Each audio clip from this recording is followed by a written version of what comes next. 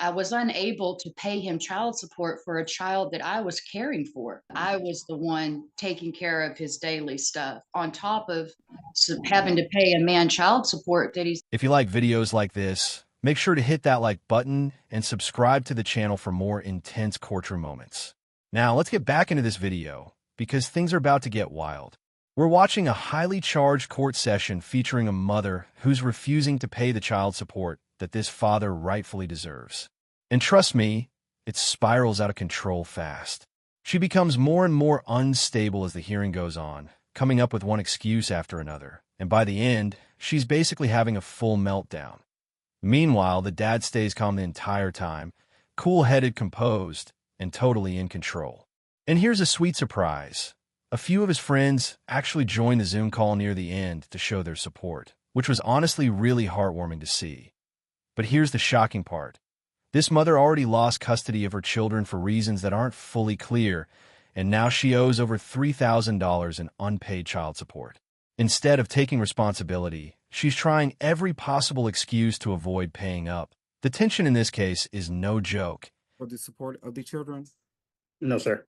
Do you have any additional information you'd like to offer to the court as it relates to this case? No extra information.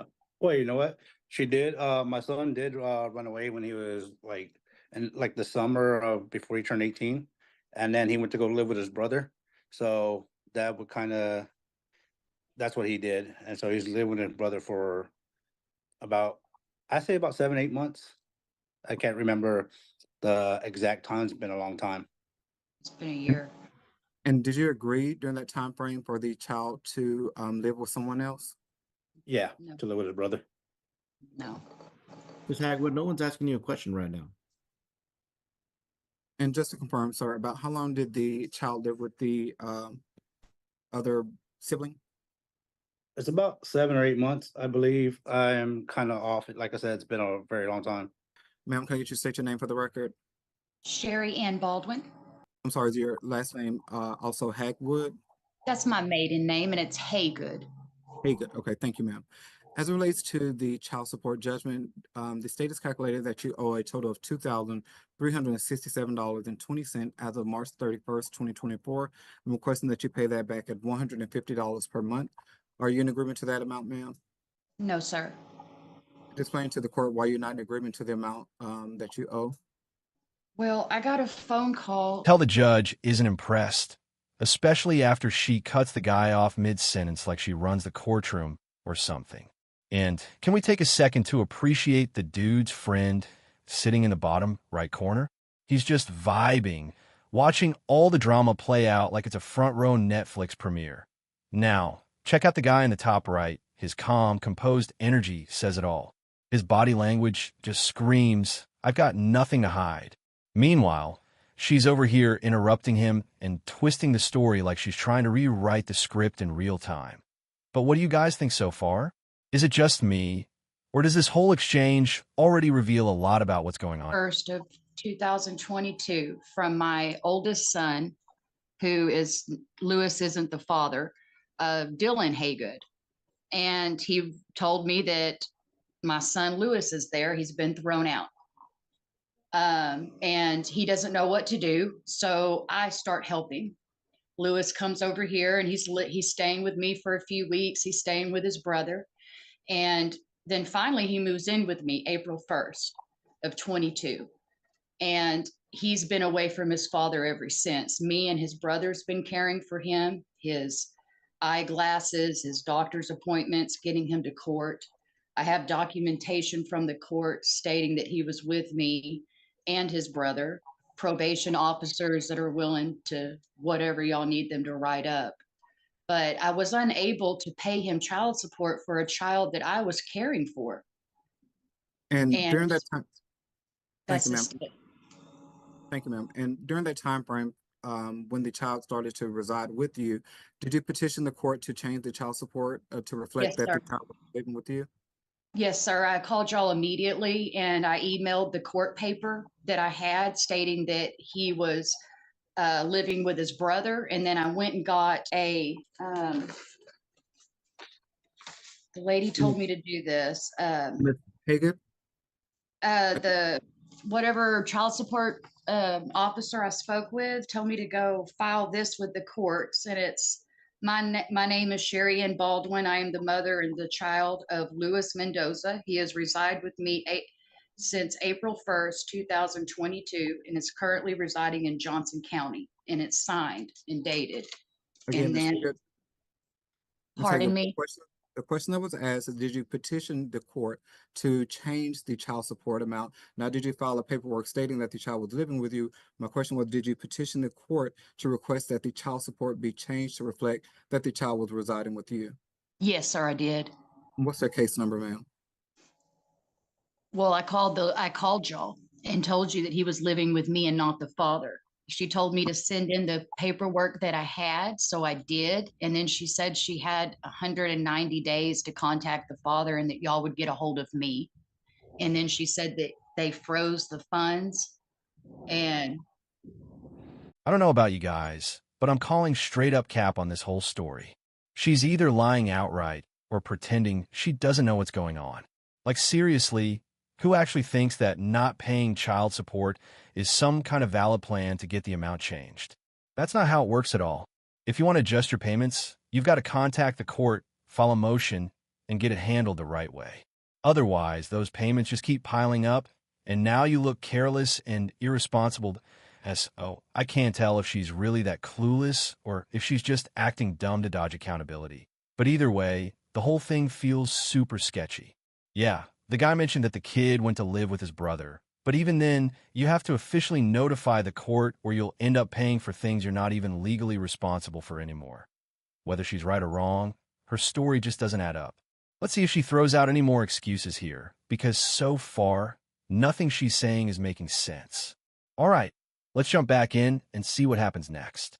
Relates to the medical support, ma'am. The state has calculated that you owe a total of $849.32 as of March 31st, 2024, and requesting that you pay that back at $50 per month.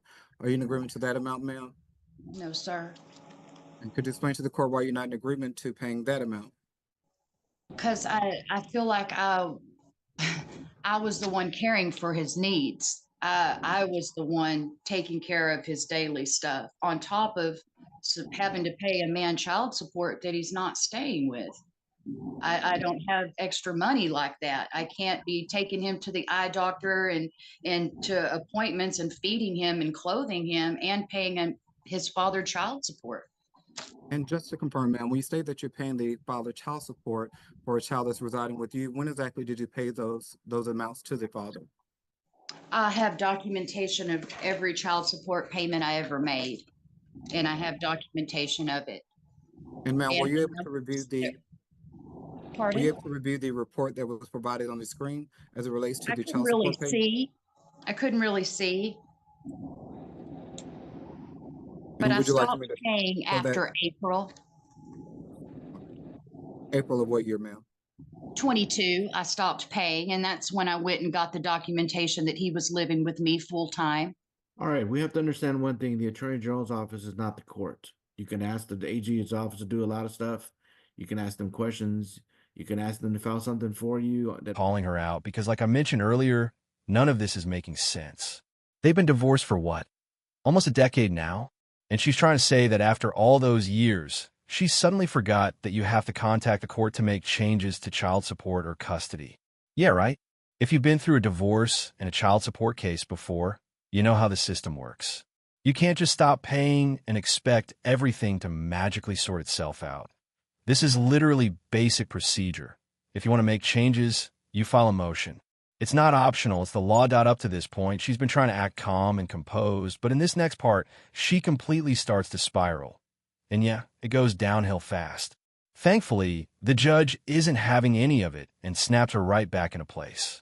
All right, let's wrap this up and see exactly how the judge responds, because trust me, things are about to get messy. If you don't file anything with the court, then it's almost like nothing ever happened, because the AG has discretion to do what they like, which means they could file something or they could not file something. They didn't file anything. Separately, what you're supposed to do is file something with the court, and nothing was ever filed with the court. I don't work for the AG's office. The judges in the courthouse don't work for the AG's office. So you can tell me all day long that you talk to the AG's office, but that's not the court. So I can't modify your order.